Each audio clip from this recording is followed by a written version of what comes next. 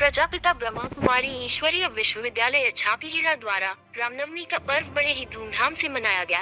इस अवसर पर भगवान श्री राम और माता सीता जी की झांकी सजाई गई, जो कि आकर्षण का केंद्र रही। ब्रह्मा कुमारी दीपिका दीदी ने रामनवमी का अर्थ बताते हुए कहा कि सतयुग में श्री कृष्ण जी के 8 जन्म होते हैं, इसलिए हम जन्माष्टमी मानते हैं, और नवा जन्म त्रेतायुग में श्री राम जी का होता है, इसलिए हम रामनवमी मानते हैं। उन्होंने आगे बताया कि 4 प्रकार के राम होते हैं। एक राम दशरथ का बेटा, दूजा राम घट घट में बैठा, तीजा राम जगत पसारा, चौथा राम जगत से न्यारा। उन्होंने बताया कि श्री रामचंद्र जी के राज्य में किसी भी प्रकार का दैहिक भौतिक ताप नहीं था।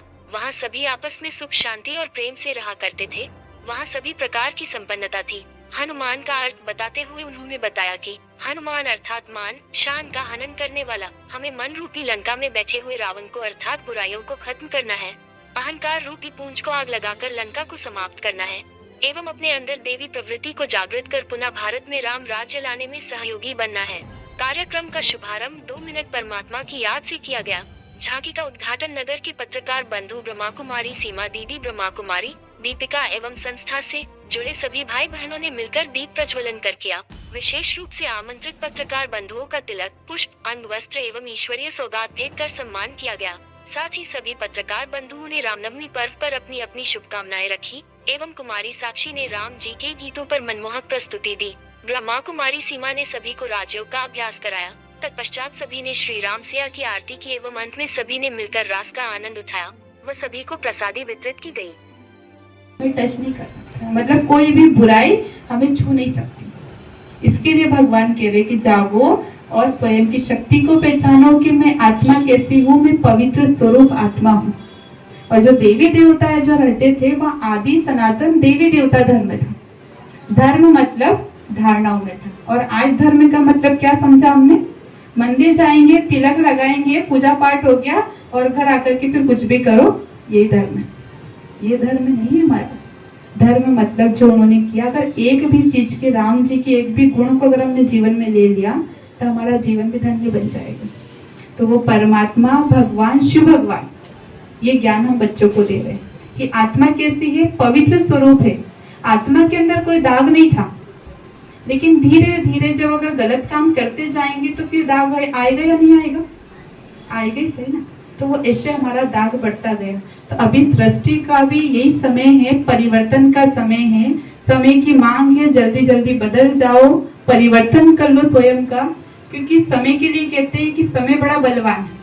अगर समय के साथ बदल गई तो ठीक है, नहीं तो फिर समय हमें बदल देता है।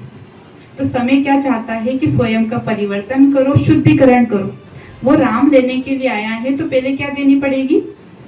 ऐसे ही नहीं लेके आए थे राम जी सीता जी को, क्या दी थी? पहले अग्नि परीक्षा दी थी, और अग्नि परीक्षा में भी सीता जी पास हो गई थी।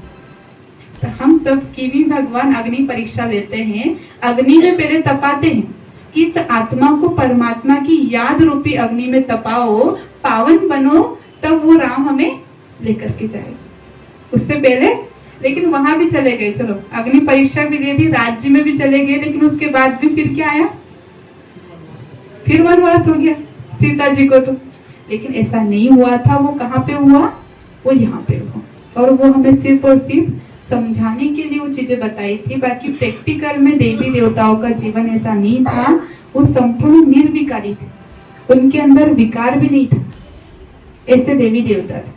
और अगर वहां पे किसी भी प्रकार का ताप नहीं था तो वहां पे कैकई होगी क्या? मंत्रा मतलब ऐसी कोई माँ होगी जो अपने बच्चों को वनवास भेज देगी, या ऐसी मंत्रा जो दूसरे के कान भरने वाली। वो सारे जो वहां पे जो पात्र दिखाए हैं, वो सारे के सारे पात्र इस दुनिया में आज घर घर में रावण है, घर घर में कंस है, केकई मंत्रा भी है। केकई मंत्रा, सारे के सारे जितने भी जो कुपात्र दिखाए हैं वो सारे के सारे यही हैं। तो हमारे अंदर आसुरी प्रवृत्ति भी है, तो साथ साथ मानवीय प्रवृत्ति भी है। लेकिन आज प्रबल जो हो रही है वो आसुरी प्रवृत्ति प्रबल हो रही है। तो 3 प्रवृत्ति जो दिखाते हैं, मानवीय प्रवृत्ति, आसुरी प्रवृत्ति और देवी प्रवृत्ति। तो जो देवी प्रवृत्ति, सारे भाई एक साथ नाचेंगे, सभी भाई सभी।